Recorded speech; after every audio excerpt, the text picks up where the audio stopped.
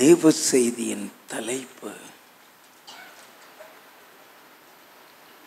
ஆவிக்குரிய தாகங்கள்.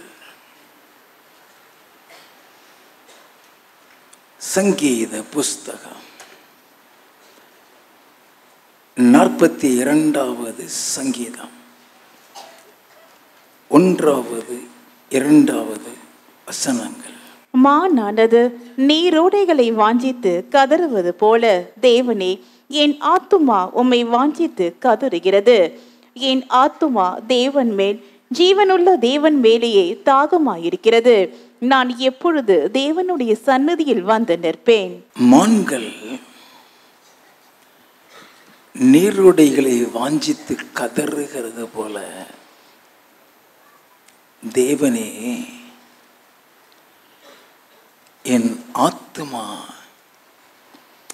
உம்மை வாஞ்சித்து கதறுகிறது என்றால்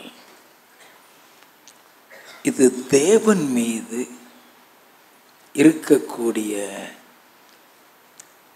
ஒரு தாகம், வாஞ்சை அல்லது அன்பு. எப்பொழுது தேவனை சந்திப்பேன் என்கிற ஒரு ஆவல், ஒரு வாஞ்சை, ஒரு தாகம், அவர் மீது உள்ள ஒரு அன்பு. ரட்சிக்கப்பட்ட ஒவ்வொருவருக்குள்ளும் இருக்க வேண்டிய ரட்சிப்பின் தாகம் அல்லது ஆவிக்குரிய தாகம். நமக்குள் அப்படிப்பட்ட ஒரு தாகம் இருக்கிறதா என்று தேவனாகிய கர்த்தர் எதிர்பார்ப்பார். ஆண்டவர் மீது ஒரு உண்மையான அன்பு, ஒரு தாகம் இருக்குமானால் எப்போது அவரை சந்திப்பேன், எப்போது அவருடைய சமூகத்துக்குள் போவேன், எப்போது அவரை பார்ப்பேன் என்கிற ஆவல்.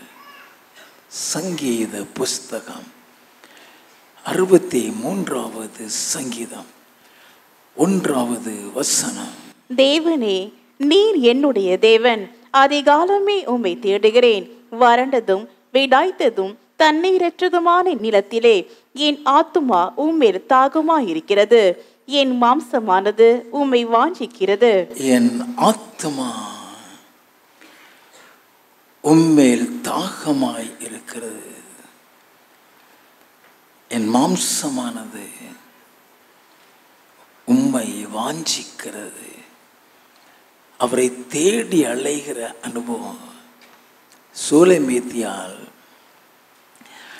அவளுக்குள் இருந்த ஆத்ம தாகத்தை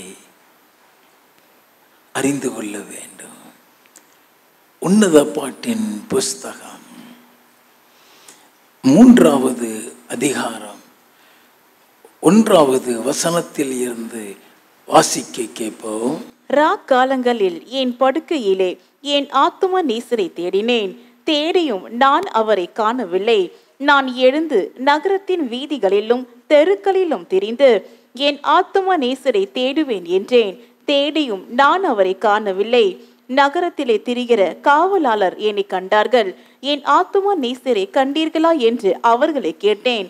நான் அவர்களை விட்டு கொஞ்ச தூரம் கடந்து போன உடனே என் ஆத்தும நேசரை கண்டேன். அவரை நான் என் தாயின் வீட்டிலும் என்னை பெற்றவளின் அறையிலும் கொண்டு வந்து விடுமட்டும் விடாமல் பற்றி கொண்டேன். அவரை விடாமல் பற்றி கொண்டேன். ஒரு தாகம், அவரை தேடி அலைகிற ஒரு தாகம். உன்னத பாட்டின் புஸ்தகம் 5வது அதிகாரம் 2வது வசனம். நான் நித்திரை பண்ணினேன், என் இதயமோ விழித்திருந்தது. கதவை தட்டுகிற என் நேசரின் சத்தத்தை கேட்டேன். என் சகோதரியே, என் பிரியமே, என் புறாவே, என் உத்தமியே, கதவை திற. என் தலை பனியினாலும் என் தலைமயிர் இரவில் பெய்யும் தூறலினாலும் நனைந்திருக்கிறது என்றார். நான் நித்திரை பண்ணினேன், என் இருதயமோ விழித்திருந்தது. நல்லா கவனிக்க வேண்டும். ஏன் அவர் நம்மீது அந்த தாகத்தை எதிர்பார்க்கிறார்னா, அவர் நம்மளை தேடி வருவார். அதிகாலையிலே அவர் தேடி வருவார். அவர் நம்மளை எழுப்புவார். நம்மளை அறியாமலேயே நம்ம கண்கள் விழித்துக் கொள்ளும். எல்லாம் கவனிக்க வேண்டும். நம்மளை அறியாமலே நம்முடைய கண்கள் விழித்துக் கொள்ளும் பொழுது அவர் நம்மளை தேடி வந்ததினால் அந்த கண்ணு விழித்துக் கொள்ளுகிறது என்பதை நாம் அறியாதவர்களாக மறுபடியும் தூங்கி விடுகிறோம். நல்லா கவனித்துக் கொள்ள வேண்டும். பல இரவுகள் அப்படி போய்விடுகிறது.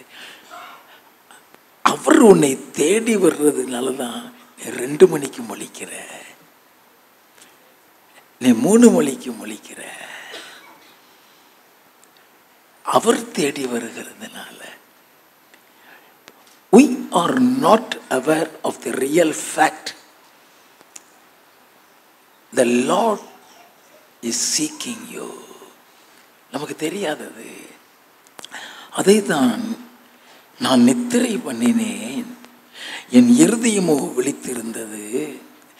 கதவை தட்டுகிற என் நேசசனி சத்தத்தை கேட்டேன். என் சகோதரியே, என் பிரியமே, என் புறாவே, என் உத்தமையே, கதவை திற. என் தலை பனியினாலும் என் தலைமை இரவில் பெய்யும் தூறலினால் நனைந்திருக்கிறது. கதவை திறன்னு சொல்றார்னா, உன்னுடைய இருதயத்தை திறக்க வேண்டும், உன் கண்களை திறக்க வேண்டும். உன்னுடைய நீ ஆவிக்குரிய வாழ்க்கையிலே நீ வளர்ந்து வரும் பொழுது நீ எவ்வளவுதான் நீ தூங்கினாலும் உன் இருதயம் தூங்காது. அது ஆச்சரியமாய் இருக்கும். எவ்வளவு டயர்டாக போய் படுத்தாலும் சரி, அந்த சரீரம் டயர்டில் இருக்கலாம், கண்ணு மூடி இருக்கலாம், இருதயம் தூங்காது. அந்த இருதயம் அவரை தேடும். அந்த இருதயம் அவரை தேடும். நம்ம கண்ணு மூடி இருக்கும். இது ஒரு ஆவிக்குரிய வாஞ்சை அல்லது தாகம் அல்லது அனுபவம். நம்ம நன்றாக தெரிந்து கொள்ள வேண்டும். நீ ஆண்டவரை ஏற்றுக்கொண்டிருக்கிறாயா? நீ ஆண்டவரை ஏற்றுக்கொண்டிருந்தா உன்னை அறியாமலேயே அவர் மீது ஒரு அன்பு இருக்கும். நல்லா தெரிந்து கொள்ள வேண்டும். எப்பொழுதுமே ஆவியானவருடைய குறித்து பல காரியங்கள் உங்களுக்கு சொல்லிக் கொடுத்திருக்கிறேன். ஆவியானவருடைய நம்முடைய இருதயத்துக்குள் அவர் செய்யக்கூடிய ஒரு வேலையே தேவனை தேடுகிற வேலை. அதிகாலையில் அவர் தான் எழுப்பி விடுவார். அதிகாலையில் அவர் எழுப்பி விடுவார். இயேசுவை அவர் எழுப்பி விடுகிறாராம். வாசிப்போமா? ஏசாயா தீர்க்கதரிசியின் புஸ்தகம் 50வது அதிகாரம் 4வது வசனம். இலைப்படைந்தவனுக்கு சமயத்திற்கேற்ற வார்த்தை சொல்ல நான் அறியும்படிக்கு கர்த்தராகிய ஆண்டவர் எனக்கு கல்விமானின் நாவை தந்தருளினார். காலை தோறும் என்னை எழுப்புகிறார். காலை தோறும் என்னை அவர் தான் எழுப்புவார். நமக்கு தெரியாதே, நாமளாம் முழிக்கிறோம் நினைக்கிறோம். நெவர். நீ எந்த அளவுக்கு நீ அவரோடு கூட ஐக்கியம் வச்சிருக்கிறியோ, you won't sleep. There is a difference between sleep and nap. எல்லாம் கவனிக்க வேண்டும். There is a difference between sleep and nap. ஸ்லீப்னா நீ தூங்கிட்டே இருக்கிறது, நாப்னா கொஞ்ச நேரம் தான், கொஞ்ச நேரம்தான், உன்னை அறியாமலேயே முழிக்கும். எப்பொழுது எப்பொழுது எழுந்திருப்போம். தாகம்னு சொல்றது அவர் மீது தாகம், அவருடைய அபிஷேகத்தின் மீது தாகம், அவருடைய வசனத்தின் மீது தாகம். சங்கீதக்காரன் பியூட்டிஃபுல்லாக சொல்லுவான். சங்கீத புஸ்தகம் 119வது சங்கீதம் 148வது வசனம். உமது வசனத்தை தியானிக்கும்படி குறித்த ஜாமங்களுக்கு முன்னே என் கண்கள் விழித்துக் கொள்ளும். என்ன குறித்த ஜாமத்துக்கு முன்னே என் கண்கள் ஆட்டோமேட்டிக்காக விழித்துக் கொள்ளும். ஆண்டவரை தேடுகிற ஒரு அனுபவத்தில் ஒன்று, நமக்காக அவர் பட்ட பாடுகளை நினைத்து அழுகிறது. ஆண்டவரை தேடி அழுகிற ஒரு அனுபவம். அவருடைய அன்பு நீ ரட்சிக்கப்பட்டிருக்கிறியா? அவருடைய அன்பு உனக்குள்ள நிறைந்திருக்கும். எப்பொழுது அவர் சமூகத்துக்கு போவோம். நான் ரட்சிக்கப்பட்ட ஆரம்பத்துல எல்லாம் எந்த சொந்தக்காரர்களுடைய வீட்டுக்கு போனாலும் சரி, முதல்ல அங்கே ஜெபிக்கிறதுக்கு எங்கேயாவது இடம் இருக்கான்னு தேடி பார்ப்பேன். எங்கேயாவது இடம் அங்கே ஓடி பார்ப்பேன், இங்கே ஒரு வேலை பார்ப்பேன், அங்கே ஜெபிக்கிறதுக்கு அந்த வீட்டில் ஒரு இடம் இருக்கா. அவருடைய சமூகத்துக்குள்ளே எப்பொழுது போவோம். நல்லா அவர் நம்மளோடு கூட இடைபடுவார். அவர் நம்மளோடு கூட பேசுவார். எல்லாரோடைய கூட பேசுவார். நல்லா தெரிஞ்சிடும் எப்படியெல்லாம் அவர் நமக்கு சொல்லி கொடுப்பார், எப்படி நம்மளை சரி பண்ணுவார். மோசே யாரு? ஒரு கொலைகாரன். ஆபிரகாம் யாரு? ஆண்டவரை பத்திய தெரியாதவன். அப்படி ஆண்டவர் பத்திய தெரியாதவன் கொலைகாரனை கிறிஸ்துவின் அன்புக்குள்ள அவர் மாற்றுகிறார், சொல்லி கொடுப்பாரு. நீ எப்படி நடக்கணும், நீ எப்படி வாழணும், எப்படி இருக்கணுங்கிறத ஒவ்வொரு காரியத்தையும் அவர் சொல்லி கொடுத்து கொண்டு வருவார். உன்னை உருவாக்குவார். அது நிமித்தமாகத்தான் நீ உன்னை பரலோக ராஜ்யத்துக்கு ஆயத்தப்படுத்துவார். எபேசியர் 1:4 அவருக்கு முன்பாக அன்பில் பரிசுத்தம் உள்ளவர்களும் குற்றமற்றவர்களுமாய் இருப்பதற்கு உலக தோற்றத்துக்கு முன்னே கிறிஸ்துவுக்குள் நம்மளை தெரிந்து கொள்கிறார். அப்படி தெரிந்து கொள்கிற தேவன் நம்முடைய இருதயத்திற்குள் ஒரு தாகத்தை கொடுப்பார். நல்லா கவனித்துக் கொள்ள வேண்டும். அநேக நேரங்கள் அது நமக்கு தெரியவே தெரியாது. சூனேமித்தியாளுடைய வாழ்க்கையில் அவரை தேடி, நேசரை தேடி அழைகிற ஒரு அனுபவமே ஒரு இன்பமான ஒரு அனுபவமாக இருக்கும். உன்னதம் பாட்டின் புஸ்தகம் 5வது அதிகாரம் 4வது வசனத்தில் இருந்து, என் நேசர் தமது கையை கதவு துவாரத்தின் வழியாய் நீட்டினார், அப்பொழுது என் உள்ளம் அவர் நிமித்தம் பொங்கினது. என் உள்ளம் அவர் நிமித்தம் பொங்கினது. என் நேசருக்கு கதவை திறக்க நான் எழுந்தேன். பூட்டின கைப்பிடிகள் மேல் என் கைகளில் இருந்து வெள்ளை போலமும் என் விரல்களில் இருந்து வாசனையுள்ள வெள்ளை போலமும் வடிந்தது. என் நேசருக்கு கதவை திறந்தேன், என் நேசரோ இல்லை. என் நேசரோ இல்லை, போய்விட்டார். அவர் சொன்ன வார்த்தையால் என் ஆத்துமா சோர்ந்து போயிற்று. அவரை தேடினேன், அவரை காணவில்லை. அவரை கூப்பிட்டேன், அவர் எனக்கு மறு உத்தரவு கொடுக்கவில்லை. ஏன் அவர் போய்விட்டார்? நம்முடைய அஜாக்கிரதை. அவர் தேடிதான் வருவாரு. அவர் தேடி வருகிறதுனாலதான் அந்த கண்ணு தன்னாலே முழிக்குது. அவர் தேடி வருகிறதுனாலதான் நீ எவ்வளவுதான் நீ டயர்டில் போய் படுத்தாலும் அந்த நேரத்தில் அது 2 மணியாகவும் இருக்கலாம், அது 3 மணியாகவும் இருக்கலாம், உன் கண்ணு தன்னாலே திறக்கும். அது அவர் மேலே இருக்கிற ஒரு தாகம். நம்ம என்ன நினைச்சிடறோம், மணி 2 தானே ஆகுது, இன்னும் கொஞ்சம் நேரம் தூங்கிடலாம், போயிடுவாரு. When you miss that opportunity, அப்புறம் நீ தான் அவரை தேடணும். நல்லா கவனித்துக் கொள்ள வேண்டும்.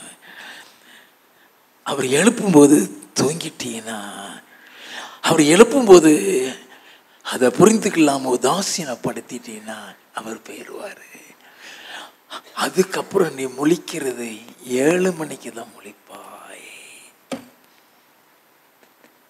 நல்லா தெரிந்து கொள்ள வேண்டும். அப்ப ஆவிக்குரிய ஒரு தாகம் நமக்குள்ள இருக்க வேண்டும். மகதலேனா மரியாள்கிட்ட இருந்து 7 பிசாசை விரட்டினாரு. அவளுக்கு அவர் மீது அப்படிப்பட்ட ஒரு அன்பு, அவர் மீது ஒரு தாகம்,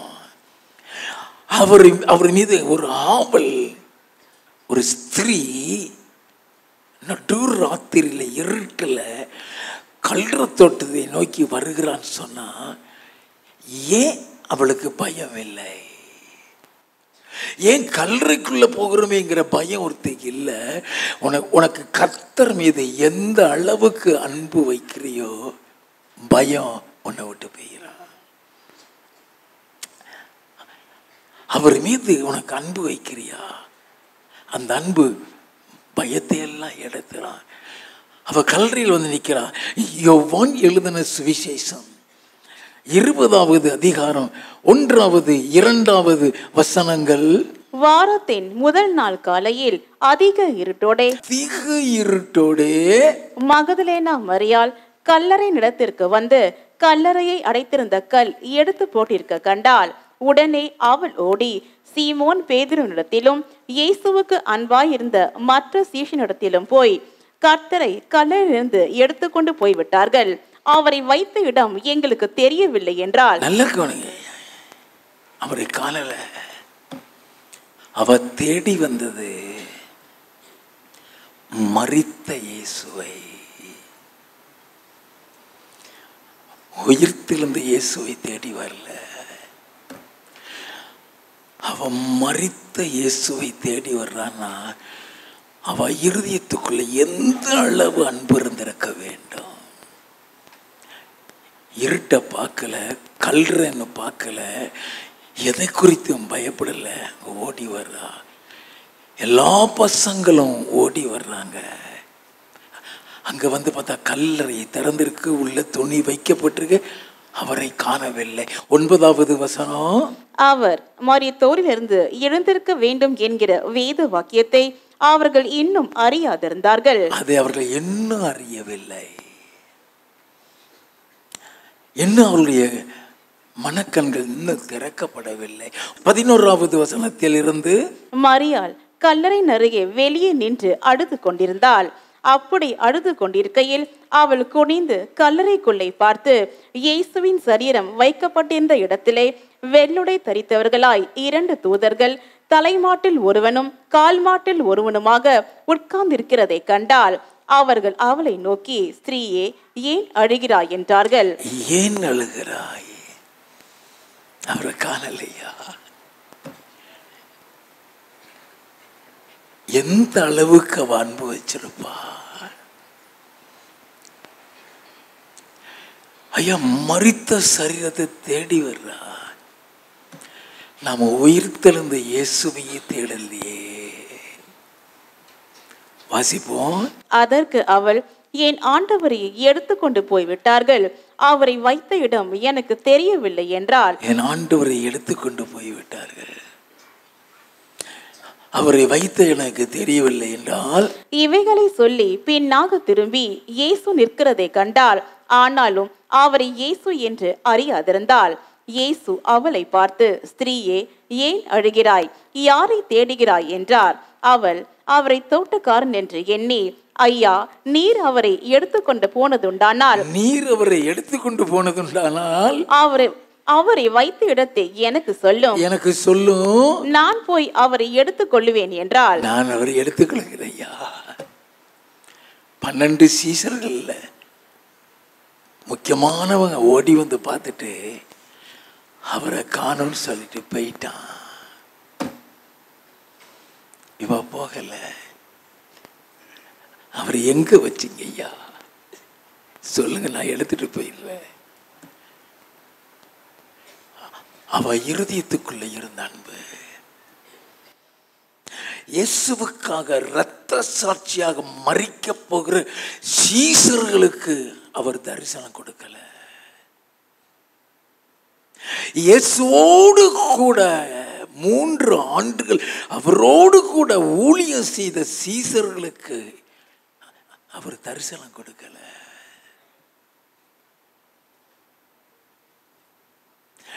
ஏழு பிசாசுகள் விரட்டப்பட்ட மகதலேனாள் மரியாள் 12 சீசர்களை காட்டிலும் இயேசுவின் மீது அன்பு வைத்திருந்தவர். தாகம், அவர் சரீரத்தை பார்க்க வேண்டுங்கிற ஆவல், அவர் மீது இருந்த அன்பு. When do we have the thirst upon the Lord? When we have the love upon the Lord. நீ எந்த அளவுக்கு அவர் மீது நீ அன்பு வைத்திருக்கிறாய், நீ அவர் மீது வைத்திருக்கிற அந்த அன்பு நிமித்தம் தான் அந்த தாகம் இருக்கும். வாசிப்போம். இயேசு அவளை நோக்கி மரியாளே என்றார். அவள் திரும்பி பார்த்து ரபூனி என்றாள். அதற்கு போதகரே என்று அர்த்தமாம். முதல்ல ஸ்திரியே யாரை தேடுகிறான்னு சொன்ன உடனே அவளுக்கு அடையாளம் காண முடியல. அவ பேரை சொல்லி மரியாளே ஞாபகம் வந்துருச்சு. அப்படிதானே கூப்பிடுவாரு, அப்படித்தானே கூப்பிடுவாரு. She recognized him by the voice of calling her by her name. எல்லாம் கவனித்துக் கொள்ள வேண்டும். ஆண்டவர் மீது ஒரு அன்பு, ஒரு தாகம், இது நம்மிடத்தில் இருக்கான்னு சொல்லி ஆண்டவர் எதிர்பார்ப்பாரு. அது ஆவிக்குரிய ஒரு தாகம். சங்கீத புஸ்தகம் 42வது சங்கீதம் 1வது வசனம். மானானது நீரோடைகளை வாஞ்சித்து கதறுவது போல தேவனே என் ஆத்துமா உம்மை வாஞ்சித்து கதறுகிறது. என் ஆத்துமா உம்மை வாஞ்சித்து கதறுகிறது. மானானது நீரோடைகளை எப்போ வாஞ்சிக்கும்? தாகம் இருந்தா. இயேசு கிறிஸ்துவுக்குள் இந்த தாகம் இருந்தது. நல்லா கவனிக்க வேண்டும். எப்படி அவருக்குள் அந்த தாகம் இருந்ததுங்கிறத நாம் அறிந்து கொள்ள வேண்டும். யோவான் எழுதின சுவிசேஷம் 17வது அதிகாரம் 4வது வசனம். பூமியிலே நான் உம்மை மகிமைப்படுத்தினேன். நான் செய்யும்படி நீர் எனக்கு நியமித்த கிரியையை செய்து முடித்தேன். நல்ல கவனிங்க. அவருடைய ஜெபத்துல சொல்லுகிறாரு, நான் செய்யும்படி நீர் எனக்கு நியமித்த கிரியைகளை செய்து முடித்தேன். அப்ப அவருக்கு தேவன் கொடுத்த கட்டளையின்படி எந்த நோக்கத்தில் இந்த உலகத்துக்கு வந்தாரோ அந்த நோக்கம் முடிஞ்சிருச்சு. அல்ல, இனி சிலுவை மட்டும்தான் பாக்கி. 17வது அதிகாரம் 11வது வசனம். நான் இனி உலகத்தில் இரேன். நான் இனி உலகத்தில் இரேன். இவர்கள் உலகத்தில் இருக்கிறார்கள். நான் உம்மிடத்திற்கு வருகிறேன். நான் உம்மிடத்திற்கு வருகிறேன். கிரியை முடிஞ்சாச்சு. The commission given unto the hand of Jesus is completed. இப்போ நான் உம்மிடத்திற்கு வருகிறேன்னு சொல்லிட்டாரு. அப்போ அந்த சிலுவையில் அவருடைய நாள் முடிகிறதுன்னு அர்த்தம். நல்ல கவனி, சிலுவையில் அவருடைய நாள் முடிகிறது.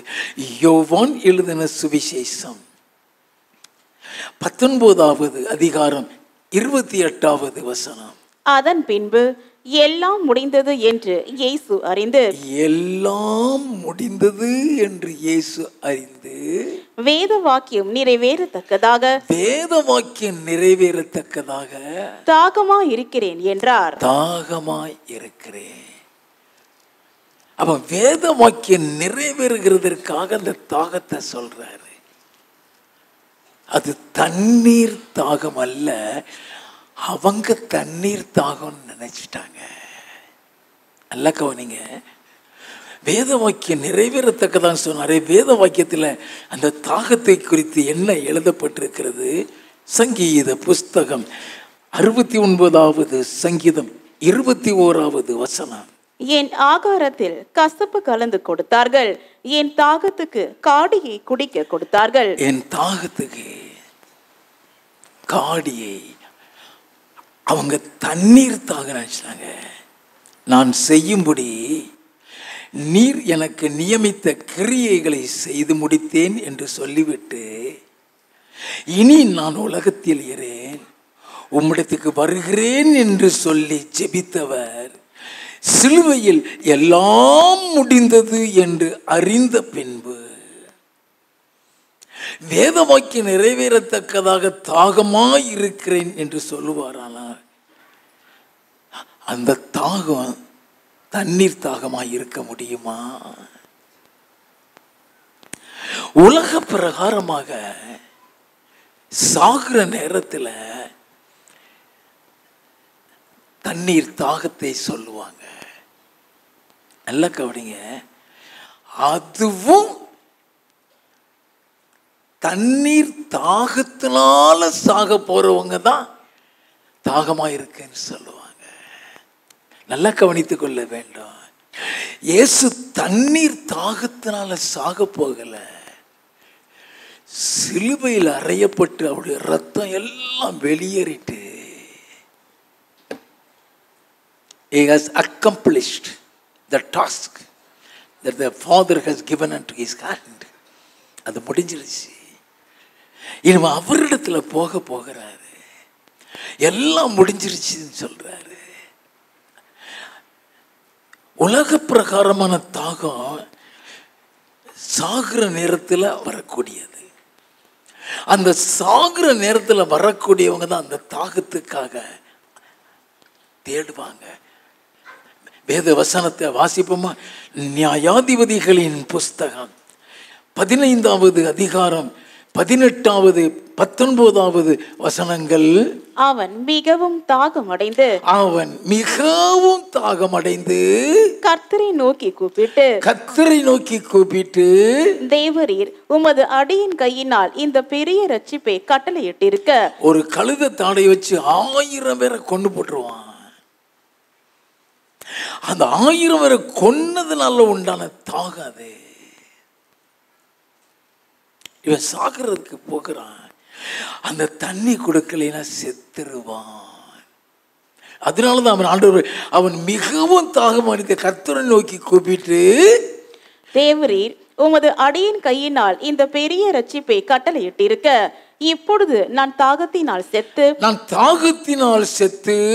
விருத்த சேதனம் இல்லாதவர்கள் கையிலே விட வேண்டுமோ என்றான். நல்லா கவனிக்க வேண்டும், அது தாகத்தினால் உண்டாகிற மரணம்.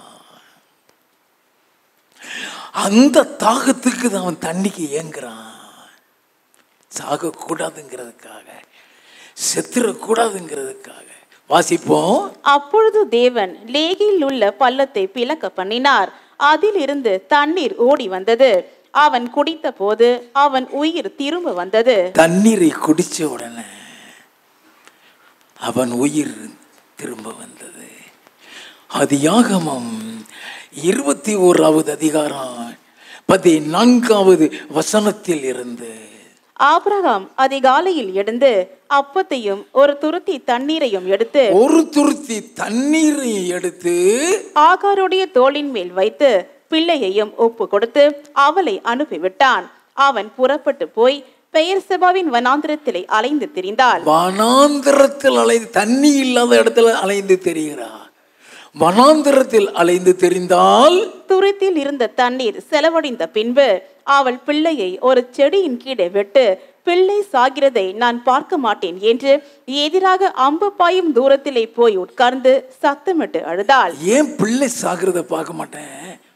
அங்க வனாந்திரத்துல தண்ணி கிடையாது, துருத்தியில இருந்த தண்ணியும் காலி ஆயிருச்சு. இப்ப அந்த தண்ணியினால அந்த பிள்ளை சாகிறத என் கண்ணால பார்க்க மாட்டேன்னு சொல்லி தூரத்துல போய் கதறுகிறா. வாசிப்போம். தேவன் பிள்ளையின் சத்தத்தை கேட்டார். பிள்ளையின் சத்தத்தை கேட்டார். தேவதூதன் வானத்தில் இருந்து ஆகாரை கூப்பிட்டு, ஆகாரே, உனக்கு என்ன சம்பவித்தது? பயப்படாதே. பிள்ளை இருக்கும் இடத்திலே தேவன் அவன் சத்தத்தை கேட்டார். நீ எழுந்து பிள்ளையை எடுத்து அவனை உன் கையினால் பிடித்து கொண்டு போ, அவனை பெரிய ஜாதியாக்குவேன் என்றார். தேவன் அவளுடைய கண்களை திறந்தார். அவளுடைய கண்களை திறந்தார். அப்பொழுது அவள் ஒரு தண்ணீர் துறவை கண்டு போய் துருத்திலே தண்ணீர் நிரப்பி பிள்ளைக்கு குடிக்க கொடுத்தாள். பழைக்க வைக்கிறதுக்கு தான் தண்ணி குடிக்கிறது. அப்படின்னா இயேசு சாகிறதுக்கு விரும்பாம தண்ணி கேட்க மாட்டாரு. நல்லா கவனிங்க. அவருடைய தாகம் அந்த பரலோக இன்பத்தை நினைத்து எப்பொழுது அவருடைய சமூகத்தில் போவேங்கிற தாகம். ஏன் தெரியுமா? அவருடைய சமூகத்தை தேடி தானே அவர் அந்த தாகத்தை சொல்றாரு. நீதிமொழிகளின் புஸ்தகம் 8வது அதிகாரம் 30வது வசனம். நான் அவர் அருகே செல்ல பிள்ளையாயிருந்தேன். அவர் அருகே செல்ல பிள்ளையாயிருந்தேன். நித்தம் அவருடைய மனமகிழ்ச்சியாயிருந்து அவர் மனமகிழ்ச்சியாயிருந்து எப்பொழுதும் அவர் சமூகத்தில் களி கூர்ந்தேன். அந்த சமூகத்தை தேடி உண்டாகிற சங்கீத புஸ்தகம் 42வது சங்கீதம் 2வது வசனம்.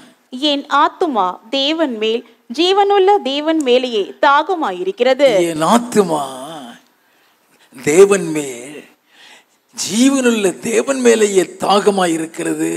நான் எப்பொழுது தேவனுடைய சன்னதியில் வந்து நிற்பேன்? எப்பொழுது அவருடைய சன்னதிக்கு வருவேன்? எப்பொழுது வருவேன்? எல்லாம் முடிந்தது என்று அறிந்து தாகமாயிருக்கிற அந்த தாகம் எப்பொழுது அவருடைய சமூகத்துக்கு போவோம்? எப்பொழுது அவருடைய சமூகத்துக்கு? ஆவிக்குரிய வாழ்க்கையில நீ ரட்சிக்கப்பட்டு தேவன் மீது அன்பு இருந்தா அவங்க மரணத்தை கண்டு பயப்படவே மாட்டாங்க. எப்பொழுது அவர் சமூகத்துக்கு போவோம்? எப்பொழுது அவர் சமூகத்துக்கு போவோம்? அந்த எண்ணம் தான் இருக்கும். தேவனை தேடுகிற தாகம். எப்பொழுது அவருடைய சமூகத்துக்கு போவோம் அவரை தேடுகிற தாகம். 2வது தாகம். நல்லா கவனித்துக் கொள்ள வேண்டும். ஜப தாகம். இயேசு கிறிஸ்துவுக்குள் அந்த ஜபத்தாக இருந்தது. அதான் சூனேமித்தியால நம்ம வாசித்தோம். அறியாமலே கண்களை திறக்குது. இயேசு கிறிஸ்துவுக்குள்ள ஒரு ஜபத்தாக இருந்தது. மார்க்கு எழுதின சுவிசேஷம் 1வது அதிகாரம் 35வது வசனம். அவர் அதிகாலையில் இருட்டோடு எழுந்து புறப்பட்டு வனாந்தரமான ஓரிடத்திற்கு போய் அங்கே ஜெபம் பண்ணினார். எப்படி இருட்டோட மரியாள் எழுந்துச்சு போனால கல்லறைக்கு இருட்டோட, அதே இருட்டோட என் இயேசு எழுந்து போகிறார் ஐயா.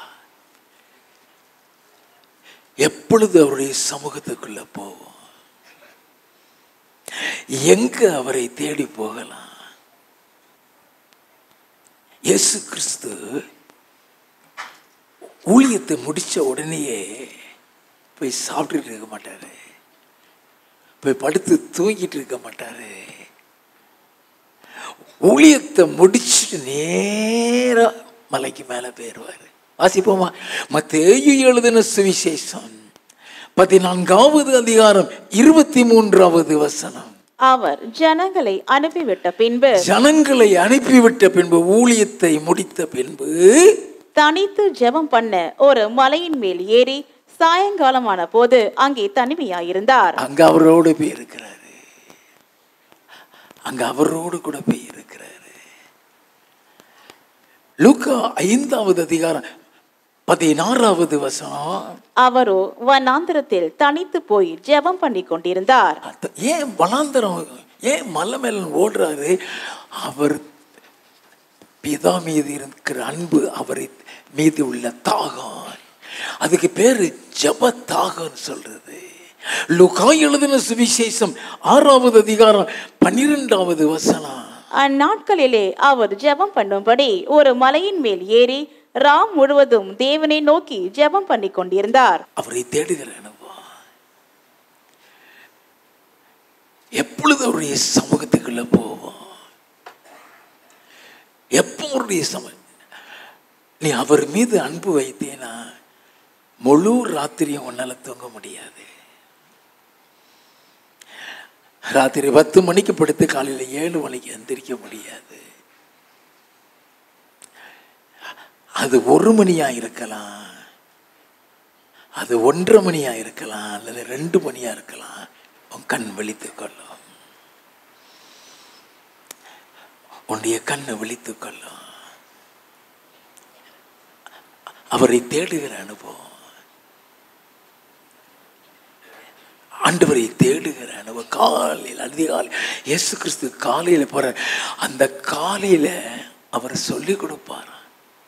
நீதிமொழிகளின் புஸ்தகம் 8வது அதிகாரம் 17வது வசனம்.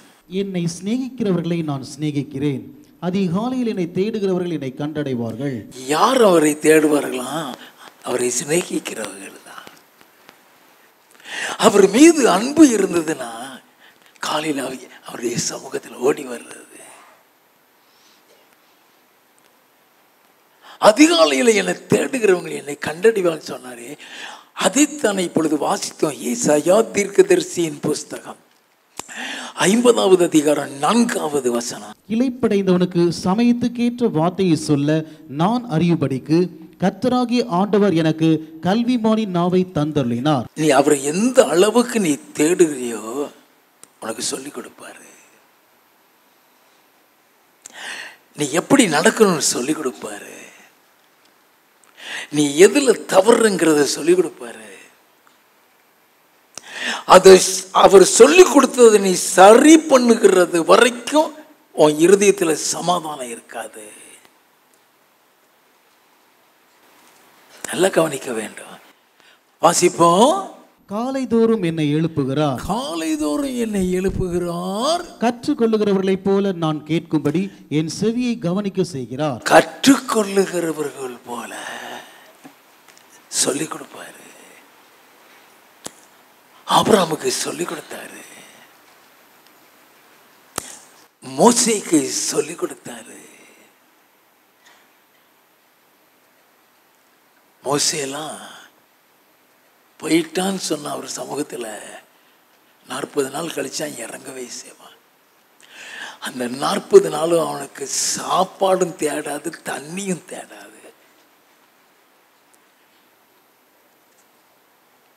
நல்லா கவனிக்க வேண்டும்.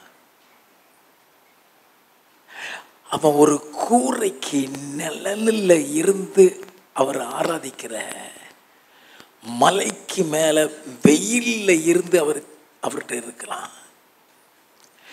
அந்த வெயில்ல